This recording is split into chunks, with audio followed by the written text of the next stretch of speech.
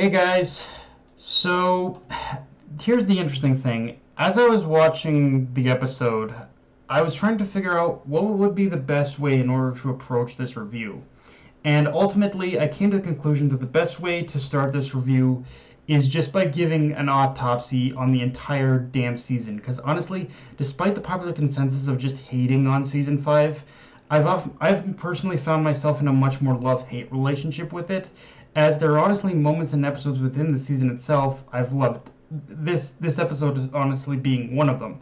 But at the same time, because of how production of the season itself was handled, it feels like not only was the potential of the season wasted, but I was also never able to truly fully appreciate those same moments and episodes, as we just simply weren't given enough time to emotionally soak in what we were supposed to feel when an episode did in fact hit that intended emotional high point. And the worst part about it is that every time I saw one of those moments or episodes that was supposed to reach that intended high emotional high, it just had me asking the question, what would this have been like? What would this season have been like if the movie didn't exist? Because I don't want to downplay the studio's part in how royally they fucked this season over, because they did. But at the same time, majority, if not every single problem and every single criticism I can think of off the top of my head of what's wrong with this season, is that it always ends up circling back to the film. For instance, the piss poor pacing. The movie had a plot that was loosely but still connected to the Endeavor Agency arc, so they wanted to tie the anime together with it. The arc swap, again, movie, and making it line up with the episode releases. Although, personally, I believe the arc swap still would have happened due to how the Meta Liberation Army arc ends. Like, if you read the manga, that final shot of Shigaraki standing over Redestro was practically tailor-made to be the final shot of a season, and even then, the ending we got here is still, in its own way, just the perfect way to end a season.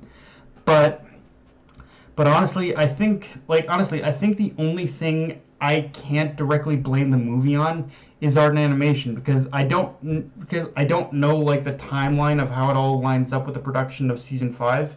But that's the part of the season that without a doubt or argument, just on its own, like, it feels like it's the one criticism that on its own is completely disconnected from the movie and just did not meet any expectations whatsoever. Like, I think episode 23 and a couple episodes between Joint Training and Endeavor Agency arc were really the only ones that actually stood out and actually felt like they were like part of the, like, actually felt like they were genuinely well directed, well produced, all that shit. So yeah, just art and animation is the one major, like, complete flop I won't argue with anyone on with this episode. But everything else, it makes me say, what would have this been like without the movie?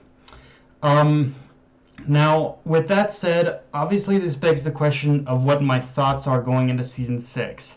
And I'd be lying if I said I wasn't worried, but I think as long as Bones doesn't overstep what they think they're capable of, i.e. taking on another film project within the same time frame as the next season, then I think it'll be okay. But for now, I have to say that by all technical measures, season 5 is without a doubt the worst of the My Hero Academia anime, which again sucks so much because Bones is working with some real gold material here, but they turned it into bronze. Like, honestly, I know people don't like season 4.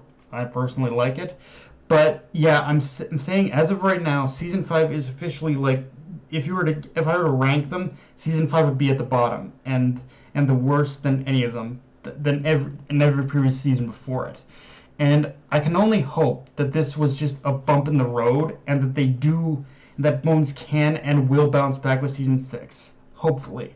Like, I know there will be many who will drop the anime after this, but even as a manga reader, I want to believe the anime can bounce back from this. Like, but again, it's all in the hands of how Bones, the production committee, whoever is in charge, manages it from this point onward. And they need to be careful, because while they're not a small studio, while Bones isn't a small studio, neither are they as giant a studio as someone like Toei or Pierrot. They are still, like, Bones by still technical definition is one of the smaller anime studios that works in the anime industry in Japan, and I think it's in this moment in time where they forgot that, and this really does put them in the hot seat. Like I think one thing they do, like right off the bat, I think one thing they do need to do going forward into season 6 is completely cut out any idea of filler episodes, because right now they basically lost a lot of faith. I don't know how this season did in Japan, but they have lost a lot of faith with us over here in the West. And granted, the West really doesn't matter in the eyes of Japan, but I hope there are people in Japan who hated this season too, because that's one thing they also need to do, is they do need to do something in order to regain like our regain us back, I think. With all that being said, and if I'm going to be honest with myself, even though this season didn't end how I ultimately thought it would, and the entire season is a structural mess, I think the way it did end ultimately is the best case scenario going into season 6, because ending off on what's essentially the official start to the Liberation War gives the anime slightly more of a comfortable place to start out going into the next season, which is so far the largest arc the series has in record history of the manga. So you can almost say it's kind of one of those regrettable things where season 5 hobbled to its conclusion so season 6 could run. Now, granted, I doubt that's the scenario any of us wanted for this season, but I do believe that does put us in a much how this season ended, I think, puts us in a much safer position for season 6. Of course, moving into the episode itself, one of the major things we learn is that Dr. Ujiko was the one who theorized the quirk singularity. And honestly, this is one of those revelations that just begs the question even more for me of how the series will end, because it's little details like that which makes me wonder if the only way for society to survive is for quirks to just disappear. But at the same time, I don't think Horikoshi go for such a simple answer either as like it would. I think it would cause more strife, weirdly enough, by getting rid of quirks. But that just kind of brings back around to how can society survive with quirks, with where quirks as generations move on, as quirks grow stronger and more more powerful, like it's going to be and more uncontrollable, really, I guess, in some ways. Because we've already got Shigaraki. How are they going to prevent another Shigaraki or another All for One from popping up? That's kind of what this kind of portends. And yeah, and let's actually talk about how this episode was mostly just focused on Class A and their daily life, and in general focused on the build-up on the hero side of things to the conflict that is to come, which I know for a lot of people this was just probably a bleh episode, probably especially after we just had a whole arc dedicated to them in the beginning of this season. But let me tell you right now, soak in this final episode with Class A for however much it's worth, because all these happy times you're seeing with Class 1A or have seen up to this point are about to come crashing down. Like, from here on, the series hits you with one emotional crushing moment after another. Don't trust me when I say there will absolutely no time for reprieve or to mourn any character in season 6. Like, one way or another, you will suffer like watching the next season. You'll beg for those happy times again by the end of it.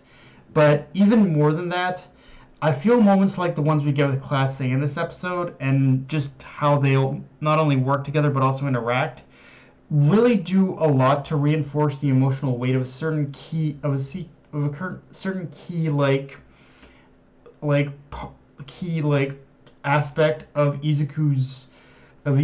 certain key moment for Izuku's character going forward that's currently going on in the manga, and the crossroads he currently finds himself at.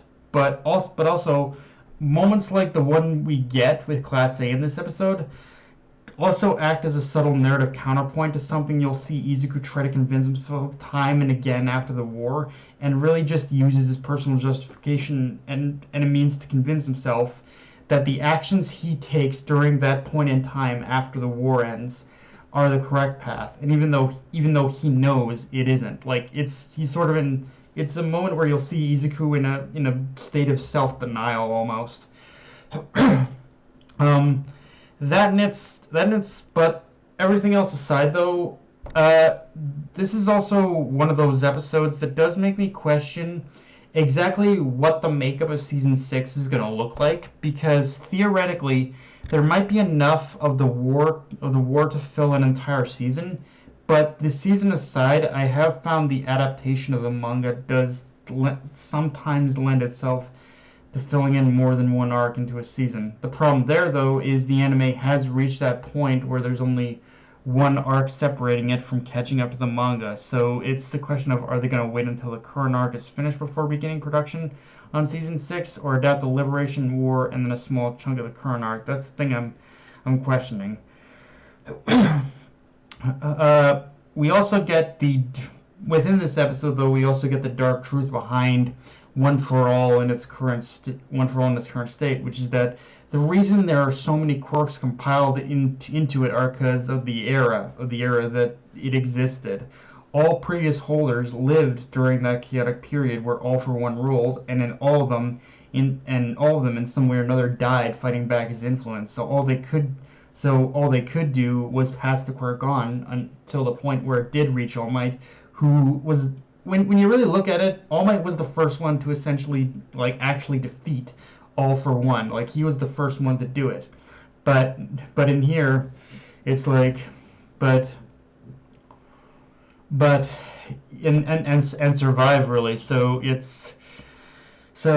really does show just how chaotic that time period, and just how much control and how much of sort of a wretched hive of scum and villainy that time period was. But yeah, guys, that's pretty much all I got for this review. If you enjoyed the video, like, comment, subscribe. Follow me on Twitter, Analyst Crunchyroll. Be sure to hit the notification bell, hit the subscribe button, and just share the video around, guys. Dark Knight of Anime, signing off. Later, everyone.